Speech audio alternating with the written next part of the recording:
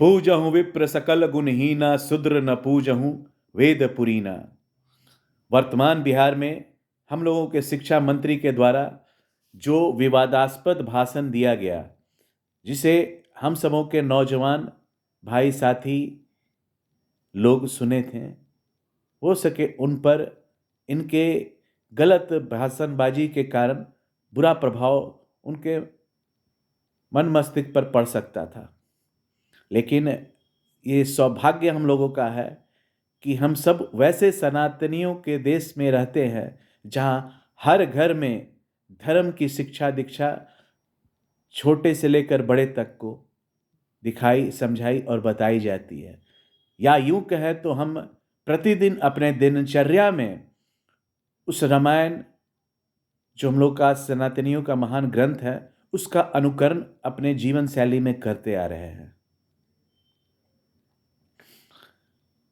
अभी शिक्षा मंत्री के उस भाषणबाजी के बाद से उनके समर्थकों के द्वारा भी बहुत तरह से अलग अलग तरीके से विरोधाभास जो हम लोगों को सुनने में आ रहा है। इसका स्वरूप अभी हम लोग बक्सर में भी कुछ देखे थे।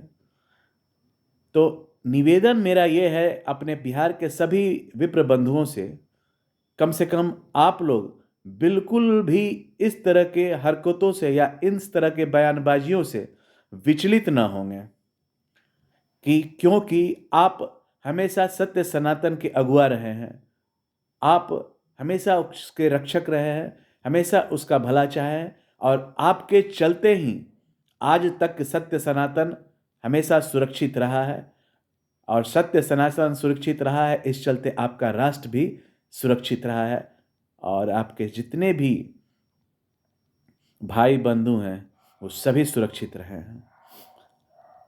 जो बयानबाजी दे रहे हैं, जो आपका विरोधाभास दे रहे हैं, विरोधाभास के रूप में आपका पुतला दहन या जो भी कुछ कर रहे हैं, वो भी आपके भाई हैं। हो सके राजनीतिक स्टंट के रूप में इन लोगों का किया गया यह हरकत कुछ दिनों में फिर से नॉर्मल होकर के आपकी अगुवाई को स्वीकार करेंगे ही करेंगे। एक चीज और आप याद हमेशा रखिएगा कि आप समाज के वैसे अगुआ हैं कि आप जो 100 वर्ष पूर्व छोड़ करके जाते हैं, है ना, उसी का अनुकरण आज धीरे धीरे सने सने समाज के अन्य लोग करते हैं। इसलिए आपको बिल्कुल भी इस तरह की हरकतों पर विचलित होने की कोई ज़रूरत नहीं है।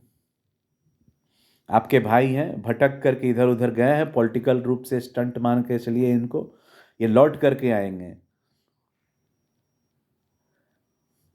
ये खुद भी जानते हैं कि जो स्वामी तुलसीदास जी के द्वारा लिखित रामायण में ये बात किस संदर्भ में लिखा गया है। यहाँ अदना सा एक बच्चा भी जो थोड़ा सा शिक्षा लिया हो वो भी पढ़ कर करके इस बात को समझ सकता है कि यहाँ विप्र जो मूल शब्द है जिस पे विवाद हो रहा है, एक शूद्र और एक विप्र, दोनों एक दूसरे का विलोम शब्द है, ये समझना चाहिए। इसको गलत तरीके से लोगों के बीच में प्रस्तुत करना ये बिल्कुल ही गलत माना जा सकता है।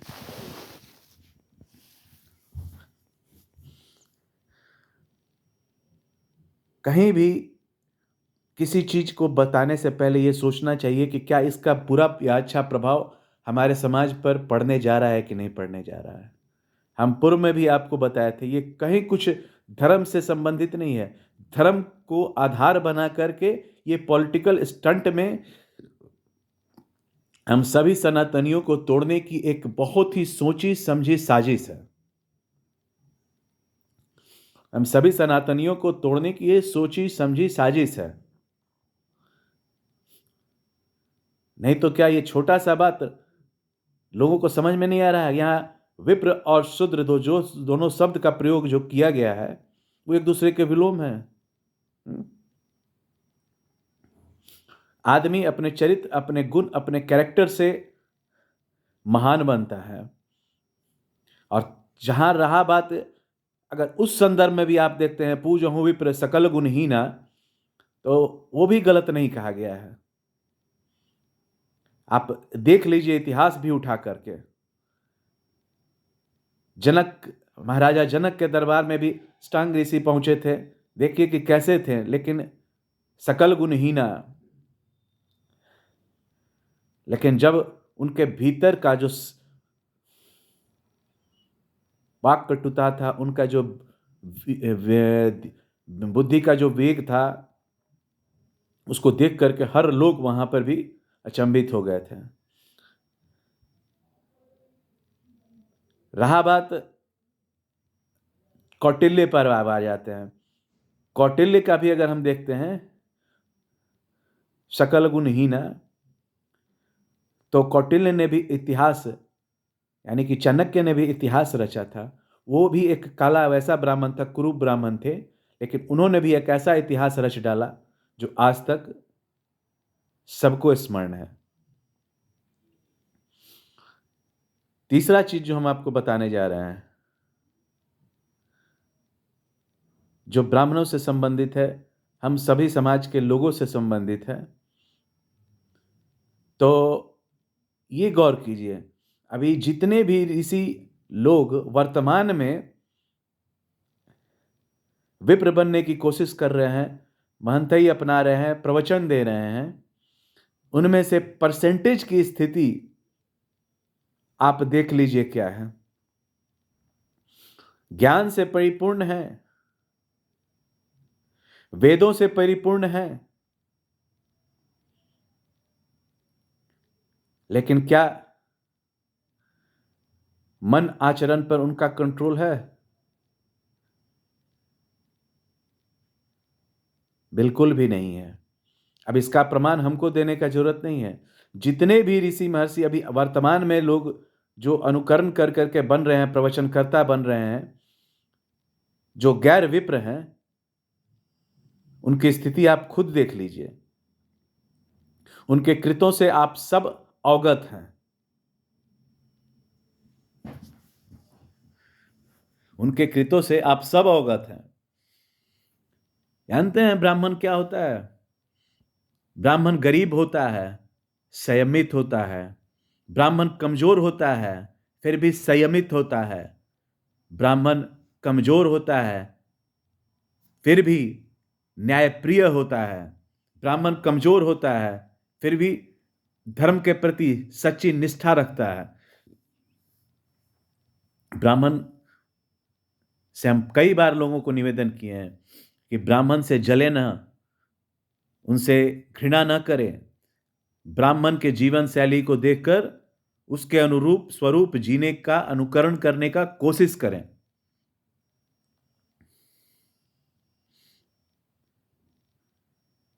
और रही बात हम सब ब्राह्मणों की, तो आप सब कितना भी अगर हम सबों को दुत्कारेंगे या कुछ भी करेंगे, लेकिन एक हमेशा याद रखिएगा कि जब तक विप्र सुरक्षित हैं, तब तक सत्य सनातन सुरक्षित है, और जब तक सत्य सनातन सुरक्षित है, तब तक ही हमारा राष्ट्र भी सुरक्षित है ना?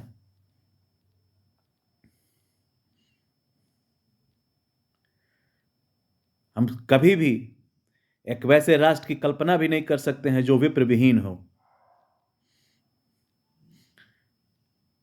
रहा बात आप लोग जो हमेशा कहते हैं कि जातवाद पर, फलानेवाद पर ये समाज तोड़ा है, एक उदाहरण दे करके बताइए। अगर नहीं है विश्वास तो समय स्थान दीजिए। हम सब आते हैं, साक्षात्कार होते हैं, हम लोग एक दूसरे से बात करके तर्क संगत बात के साथ आधार पर ये बताना चाहते हैं कि कब कहां कोई भी ब्राह्मण किसी अन्य बिरादरी जाति को सताया है, उसको साथ लेकर नहीं चला है।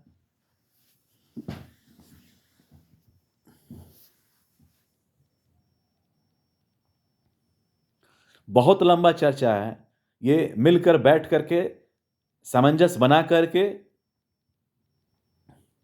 समय तिथि स्थान निर्धारित करके कभी अगर हम लोग वार्तालाप करेंगे ना, तो कम से कम लंबा व्याख्यान चलेगा, और तब दूध का दूध और पानी का पानी हो पाएगा। वैसे तो चमड़ा का जुबान है, कभी भी कोई भी कुछ भी बोल सकता है, बोल दो भैया, उससे अब हम लोगों को प्रभाव नहीं पड़ने जा रहा है। आप अनुकरण करके आगे अगर बढ़ेंगे तो आपका बल्ले बल्ले है, नहीं तो भैया ये सब जो चीज आप आज कर रहे हैं ना, ये कई वर्ष पूर्व हम लोग छोड़ करके आगे की ओर बढ़े हैं, सो आप इसका अब अनुकरण कर रहे हैं।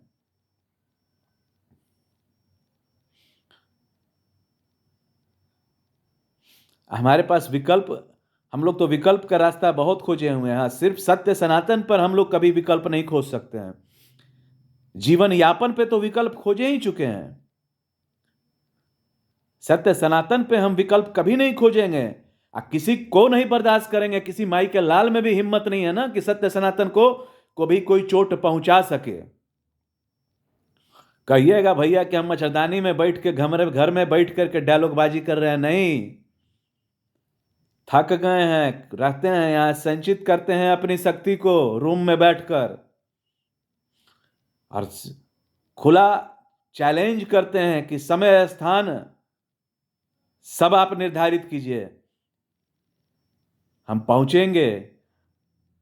ये डायलॉगबाजी हम सोशल मीडिया पर नहीं दे रहे हैं बैठ करके कमरे में, सही में पहुंचेंगे और आपसे हम खुद साक्षात्कार कर करके आपके बातों को संतुष्ट, आपके बातों से या तो संतुष्ट होंगे या अपनी बातों से हमसे आपको संतुष्ट करवाएंगे, तर्क संगत बातों से।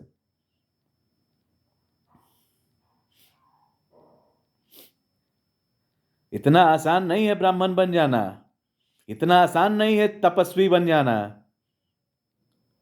करके तो देख लीजिए।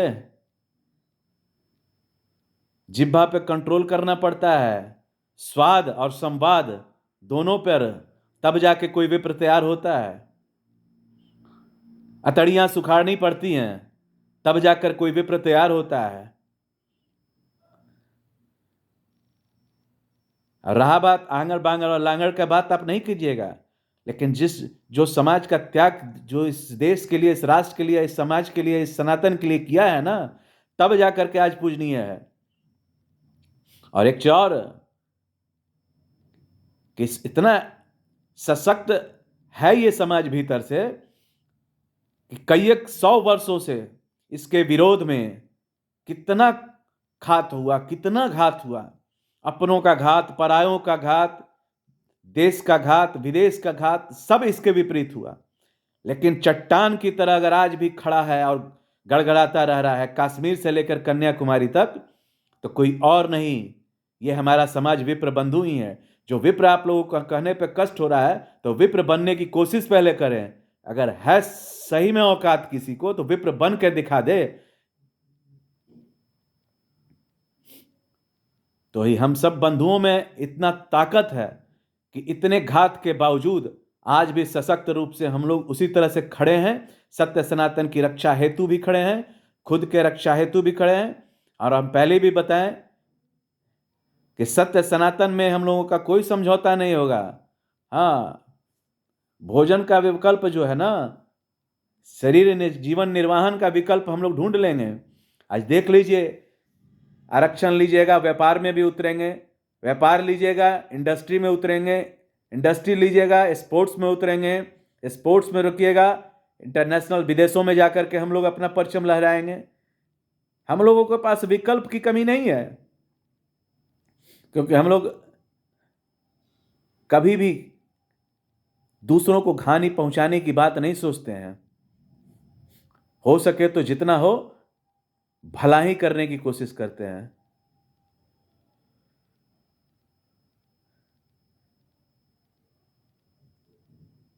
निवेदन फिर से करेंगे कि इस सब छोटा छोटा हरकत करके अपनी भी गरिमा न गिराएं, हमारे राज्य की भी गरिमा न गिराएं, इस राष्ट्र की गरिमा न गिराएं। और सत्य सनातन का तो गरिमा गिराने की आपकी औकात भी नहीं है कि आप गिरा सकें, न वहां तक पहुंच सकें।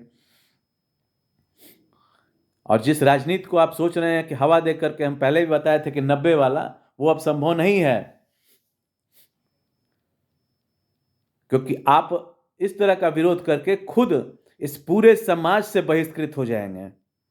और इस तरह से बहिष्कृत हो जाएंगे कि आपका स्थान आपको मिलना जो है ना, वो भी दुर्लभ हो जाएगा।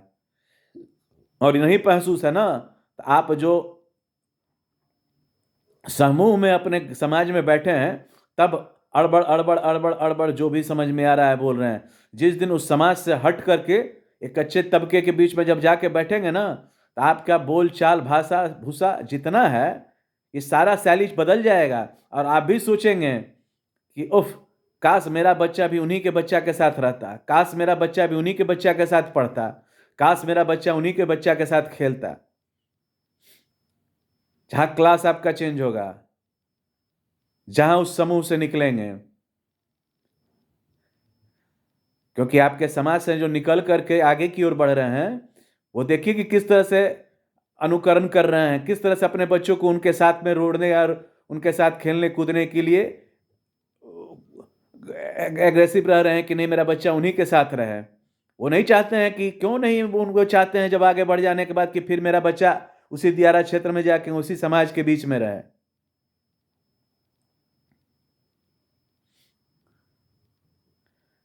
चलिए निवेदन करेंगे हम दो लोगों से। पहले तो उन समाज के लोगों से निवेदन करेंगे कि जिस तरह का विरोध करने का ये तरीका अपना है, इससे आपको कुछ नहीं होने जाने को, आप बहिष्कृत होते जाएंगे।